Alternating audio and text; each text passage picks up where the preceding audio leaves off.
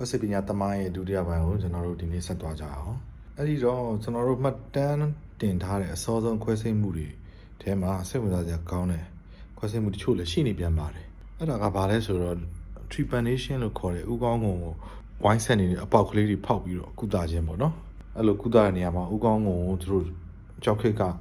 သုံးတဲ့ပစ္စည်းတွေနဲ့ခြုံထက်တဲ့ကြောက်ကလေးတွေနဲ့တဖြည်းဖြည်းနဲ့ဥကောင်းငုံကိုချစ်ထုတ်ပြီးတော့အုံနောက်ရဲ့အပေါ်ကအလွှာအထိရောက်အောင်လို့ဖောက်တယ်လို့ယူဆရပါတယ်ရုပ်ချင်းပညာရှင်တွေရဲ့လေ့လာမှုတွေအရတွေ့ရသလို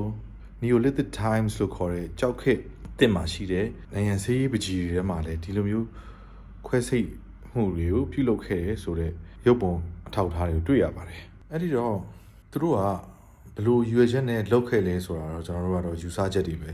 ဖြစ်မှာပေါ့နော်ဥကောင်းကိုထိခိုက်ဒဏ်ရာရသွားပြီးအုံနောက်ရဲ့အပေါ်ဘက်မှာဂျူရာမတာရဲ့အပြင်ဘက်မှာသွေးခဲနေတဲ့သွေးခဲတွေကိုဖောက်ထုတ်တာလည်းဖြစ်နိုင်သလိုတခြားရွေချက်တွေနဲ့လုပ်တာလည်းဖြစ်နိုင်တာပေါ့နော်ပြင်သစ်နိုင်ငံရဲ့ဒီနေရာမှာတွေ့ရတဲ့ဥကောင်းငုံ120ကိုလေ့လာကြည့်တဲ့အချိန်မှာဥကောင်းငုံ40မှာ trepanation အပေါက်တွေရှိတယ်ဆိုတာတွေ့ရှိခဲ့ရပါတယ်ဆိုဗီယက်ယူနီယံဒန်နီပါရီဗာရဲ့ဘေးမှာ1980ပတ်ချာလေးကတွေ့ခဲ့ရတဲ့အယိုးကောင်းငုံတွေမှာလည်းဒီလိုမျိုးဥကောင်းငုံမှာအပေါက်တွေတွေ့ရှိခဲ့ရပါတယ်ဝိုင်းဆက်ညီညာနေတဲ့အပေါက်တွေပေါ့နော်အဲ့တော့ဒီလို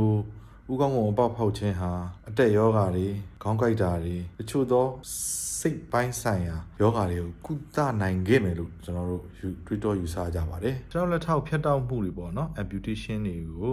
ဘယ်ချိန်မှာစလုပ်ခဲ့သလဲဆိုတော့သမိုင်းထောက်ထားတွေကိုလေ့လာကြည့်တဲ့အခါမှာပထမဦးဆုံးခိုင်မာဆုံးထောက်ထားတော့လွန်ခဲ့တဲ့နှစ်ပေါင်း3100လောက်မှာအင်ဒိုနီးရှားနိုင်ငံဘော်နီယိုကျွန်းစုကရုပ်ကျွန်းတစ်ခုမှာတွေ့ရပါတယ်။အဲဒီရုပ်ကျွန်းကတော့တက်ငယ်တဲ့ကလေးလေးတယောက်ရုပ်ကျွန်းဖြစ်ပြီးတော့သူ့ရဲ့ဘယ်ဘက်ခြေထောက်ဒူးအောက်ပိုင်းကနေပြီးတော့တိပပကိုဖျက်တောက်ထားတာကိုရုပ်ကျွန်းပညာရှင်တွေကဖော်ထုတ်နိုင်ခဲ့ပါတယ်။အဲဒီကလေးလေးဟာခွဲစိတ်ဖျက်တောက်ပြီးနောက်ပိုင်း6နှစ်ကနေ9နှစ်ထိဆက်ပြီးတော့အသက်ရှင်ခဲ့တယ်ဆိုပြီးတော့သူတို့ရဲ့လေ့လာတွေ့ရှိချက်တွေကသုံးသပ်ရပါတယ်။အဲဒီနောက်ပိုင်းအထောက်အထားတွေပြန်ကြည့်ရင်တော့လွန်ခဲ့တဲ့နှစ်ပေါင်း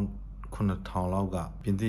်နိုင်ငံကလေသမားတယောက်ရဲ့လက်ကို surgically remove ခွဲစိတ်ဖယ်ရှားထားတာကိုကျွန်တော်တို့ထောက်ထားတွေရတွေ့ရပါတယ်။နောက်တစ်စိတ်ဝင်စားစရာကောင်းတဲ့အချက်တစ်ချက်ကတော့အဲ့ရှေးဦးရုပ်ကျွင်းတွေရဲ့တချို့အယိုးစုတွေကိုလေ့လာကြည့်တဲ့အချိန်မှာအယိုးတွေကကျိုးသွားတယ်ဒါပေမဲ့ကောင်းကောင်းမွန်ပြန်ဆက်နေတဲ့အယိုးတွေကိုလည်းတွေ့ရတာ။ဒါကိုကြည့်ချင်းအပြင်တချို့သောဒီ Central Mexico ပေါ့နော်အလယ်ပိုင်းက Aztec လူမျိုးတွေမှာအယိုးကျိုးသွားရင်ငြိမ်နေအောင်ထားမယ်ဘေးနားကနေပြီးတော့မလုံမရှားနိုင်အယိုးကိုပြန်တဲ့မယ်မလုံမရှားနိုင်အောင်ချက်စီးထားမယ်ဆိုတော့ဤစနစ်တွေကိုဟိုရှေ့ဦးတွေကစတင်သုံးစွဲခဲ့ပြီဆိုတာကိုကျွန်တော်တို့မှတ်သားရပါတယ်နောက်တစ်စိတ်ဝင်စားစရာကောင်းတဲ့ရှေ့ဦးကုသမှုတွေထဲမှာ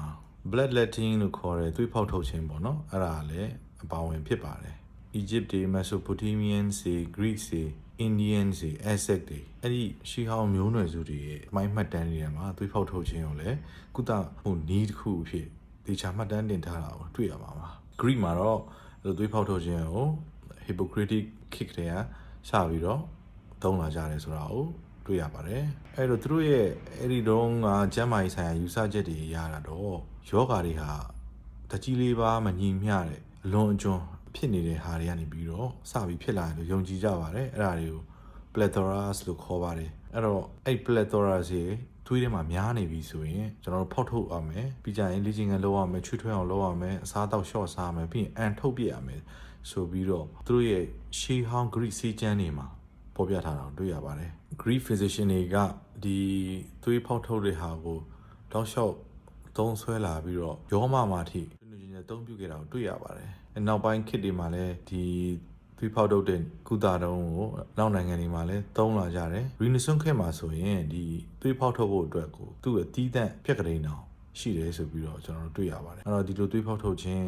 ကဘာတွေကိုတက်တာစေလဲဆိုတော့အယောင်ရမ်းမှုတွေကျစေတယ်ယောဂ infection ဖြစ်နေတာတွေကိုရောကျစေတယ်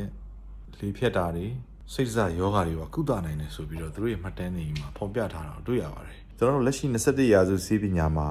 venesection လို့ခေါ်တဲ့သွေးဖောက်ထုတ်ခြင်းကိုရှိုးသောယောဂါတွေမှာအခုချိန်ထိဆက်လက်အသုံးပြုနေစေဖြစ်ပါတယ်ဆေးပညာသမိုင်းရဲ့တတိယပိုင်းမှာဘယ်လိုစိတ်ဝင်စားစရာအကြောင်းအရာတွေလာမလဲဆိုတာတော့ဆက်လက်တောင်းပြကြည့်ရှုပေးကြပါအောင်မြတ်တရားခံပါတယ်အားလုံးကျေးဇူးတင်ပါတယ်ခင်ဗျ